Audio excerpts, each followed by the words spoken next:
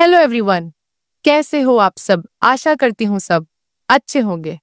ये कहानी प्रमोद और प्रमोद भाई भाभी की है, जो कि एक सच्ची घटना पर आधारित है।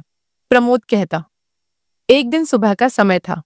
भाई काम पर गया था और भाभी ने मुझे नाश्ता दिया और कहा मैं नहाकर आती हूँ।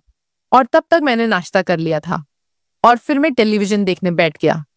तभी भाभी ने मुझे आवाज दी, प्रमोद मेरे कपड़े दे दो।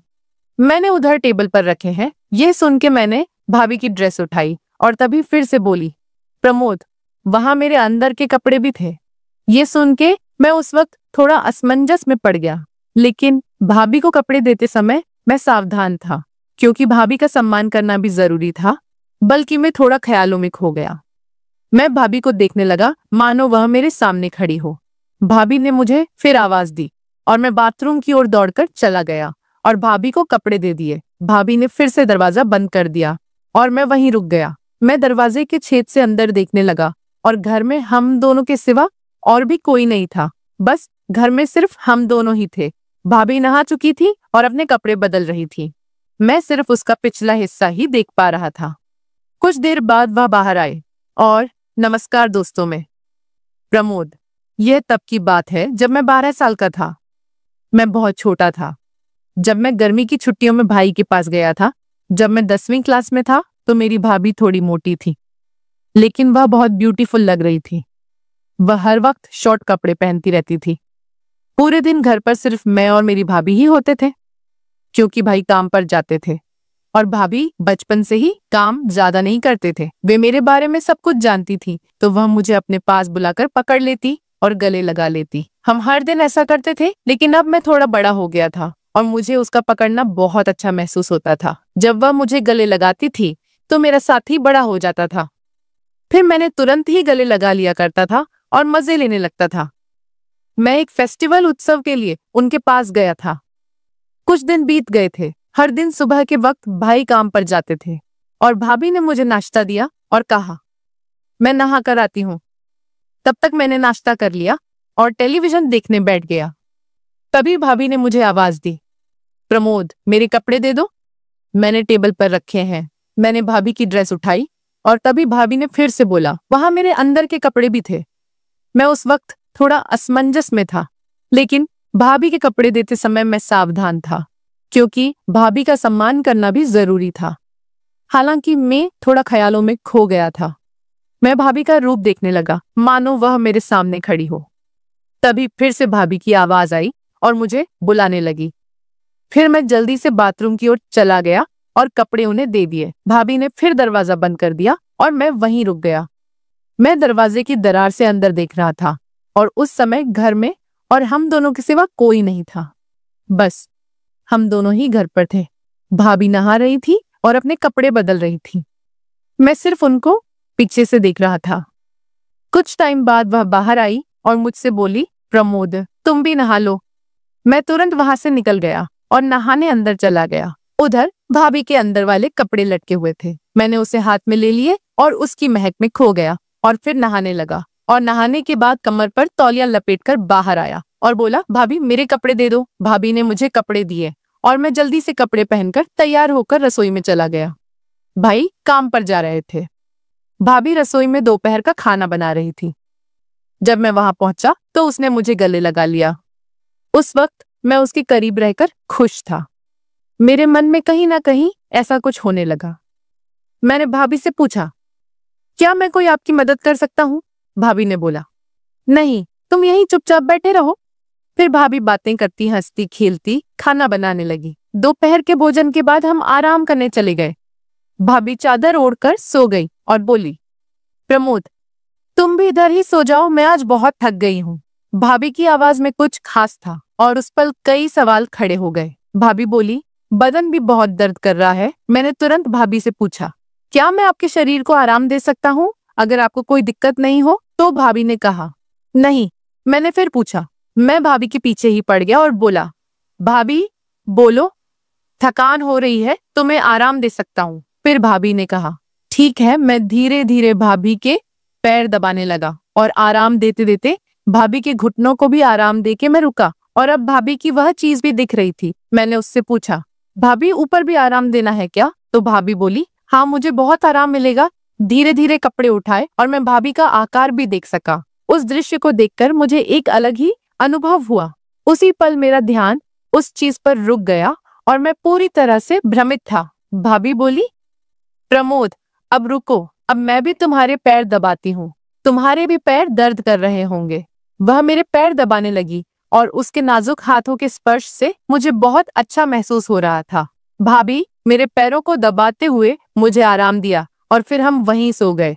अब मुझे थोड़ा बेहतर महसूस हुआ। फिर भी मैंने उनसे पूछा कि भाभी क्या मैं आपको गले लगा सकता हूँ? भाभी ने मुस्कुराते हुए जवाब दिया, क्यों नहीं लगाओ? तुम ऐसे क्यों पूछते हो? हम दोस्त है ना? भाभी बहुत होशियार थी और सब कुछ जानती थी। जब मैं छोटा भी था तो भी ऐसा ही करती थी। फिर गले मिलने के बाद हम दोपहर को सो गए। दोपहर को हम अच्छी नींद सोए और शाम को जाग गए। सब बातों का ध्यान रखा गया क्योंकि शाम को मेरे भैया आ रहे थे। भैया काम से आए और हमने खाना खाया। भाभी ने कुछ खास पकवान बनाए थे जिससे सबके चेहरे खिले हुए थे। वहां का पूरा माहौल खुशियों से भरा हुआ था। भाभी ने मेरे भाई के लिए बिस्तर नीचे हॉल में लगा दिया। उसके बाद मैं भाभी के साथ बिस्तर पर सो गया। चूंकि हम दोपहर में अच्छी नींद लेते थे, इसीलिए हमें रात में नींद नहीं आती थी। रात के 2 बजे थे, फिर भी मुझे नींद नहीं आ रही थी। भाभी एक करवट से दूसरी करवट लेकर सो रही थी, लेकिन उन्हें भी नींद नहीं आ रही थी। कमरे में एक छोटा सा लाल बल्ब जल रहा था और बाकी कमरा अंधेरे में डूबा हुआ था। उस शांत वातावरण में हमारे मन में विचारों की लहरें दौड़ रही थी। एक दूसरे के साथ होने के कारण उस पल का रहस्य हमारे दिमाग में घूम रहा था। मैं और भाभी अंधेरे में जाग रहे थे। भाभी ने मुझसे कहा, शांत रहो प्रमोद, शोर मत करो, सुबह के 4 बजे है। और फिर वह सो गई। सुबह हम देर से उठे। भैया उसे जगाने आए और बोले, जल्दी उठो, मैं काम पर जा रहा हूँ। हम उसकी आवाज सुनकर जाग गए और कुछ ही देर में नहाकर तरोताजा हो गए। भाभी ने मेरे लिए कुछ खास व्यंजन बनाए थे ताकि हमारे दिन की शुरुआत अच्छी हो। मेरे पसंदीदा भोजन की महक ने रसोई में एक विशेष माहौल बना दिया और भाभी मुस्कुराकर मुझसे बोली, चलो अब नाश्ता कर लेते हैं। उसने मुझे चाय और नाश्ता दिया और फिर नहाने चली गई। नाश्ता करते समय मुझे वह घटनाएं याद आ रही थी और सोचा कि क्यों ना दोपहर को भाभी से इस बारे में बात की जाए। तभी भाभी ने मुझे अपने कपड़े देने के लिए बुलाया और मैं भाभी पास कपड़े ले गया और हमेशा की तरह दरवाजे की दरार से दिखा। नहाने के बाद भाभी खाना बना रही थी। मैंने उससे पूछा, भाभी खाना तैयार हुआ क्या? उन्होंने जवाब दिया, हाँ थोड़ा सा बाकी है। फिर हमने खाना खाया और आराम करने के लिए बिस्तर पर चले गए। मैं और भाभी चादर में सो गए। उन्होंने मुझे गले लगाया, मैंने भी गले लगाया। मैंने भाभी की तरफ देखा और कहा, क्या मैं एक पूछ सकता हूँ? भाभी ने सोचते हुए कहा, पूछो। मैंने आगे कहा, भाभी रात को पति पत्नी क्या करते हैं? भाभी ने मुस्कुराकर जवाब दिया, कुछ नहीं करते। फिर बोली, पति पत्नी जो करते हैं वही करते हैं। जब तुम बड़े हो जाओगे और शादी कर लोगे तब तुम्हें समझ आएगा। लेकिन फिर भी तुम्हें बताती हूँ, पति और पत्नियां वही करते हैं जो जानवर करते हैं। और मैंने कुत्ता और कुतिया को करते देखा था। और भाभी बोली, वैसा ही पति पत्नी करते हैं। मैंने उनसे पूछा, अरे भाभी यह क्या सिर्फ पति पत्नी के लिए है? भाभी जवाब दिया, नहीं, कोई भी कर सकता है, लेकिन इसे निजी रखना महत्वपूर्ण है। यह एक रहस्य है। अगर किसी को पता चल गया तो बड़ी बदनामी हो सकती है। मैंने थोड़ा आश्चर्य से पूछा, क्या ऐसा हो सकता है? उसके बाद मैंने विषय बदलते हुए कहा, भाभी क्या आज हम कोई नई चीज कर सकते हैं? क्योंकि आज मुझे नींद नहीं आ रही है। तो वो मुस्कुराकर बोली, कोई बात नहीं, चलो ऐसे ही लेटे रहते हैं। फिर हम गले मिले। मैंने उन्हें पकड़ लिया और कहा, भाभी आप भी मुझे गले लगा लो। फिर एक अनोखा जादू हुआ। उस क्षण मुझे एक अपूर्वानंद की अनुभूति हुई। हमारे हाथ एक दूसरे के चारों ओर घूम रहे थे और बीच में उन मधुर क्षणों में हमें बहुत विशेष महसूस हुआ। मेरा साथी सख्त हो रहा था और मुझे बाथरूम जाना था। मैंने भाभी से कहा, भाभी मुझे बाथरूम जाना है। भाभी ने कहा, चलो मुझे भी जाना है। हम दोनों एक साथ बाथरूम गए। फिर मैंने मन में ठान लिया कि भाभी को अपने साथी के दर्शन कराऊं। भाभी बाथरूम में जाकर बाहर आई और फिर मैं अंदर चला गया और मैं भाभी से बोला, भाभी मेरी जगह पर थोड़ा दर्द हो रहा है। उन्होंने कहा, क्या हुआ? मैंने कहा, जगह बहुत तंग है। वह बोली, ठीक है दिखा। मैंने तुरंत चेन खोल दी और अपने साथी को दिखाया। वह बोली, कहाँ दर्द होता है? मैंने कहा। आगे हल्की सी जलन होती है। उसने कहा, अरे तुमने मिर्च खाई थी क्या? फिर वह तेल लेकर आई और बोली, इसे लगाओ। मैंने कहा, तुम लगाओ, मुझे बहुत जलन हो रही है। और वह बोली, ठीक है, अच्छे से सो जाओ, फिर जलन नहीं होगी। उनकी आवाज ने मुझे शांत कर दिया। फिर मैंने कंबल लिया और मुझसे पूछा, प्रमोद, क्या तुम्हारा दर्द बंद हो गया? मैंने कहा, हाँ। फिर वह बोली, मुझे वापस से दिखाओ। मैं सीधे बिस्तर पर गया और उससे पूछा, क्या आप देखने के लिए तैयार हैं? भाभी यह देखकर खुश हो गई। मेरा साथी भाभी को पूरी तरह से साथ दे रहा था।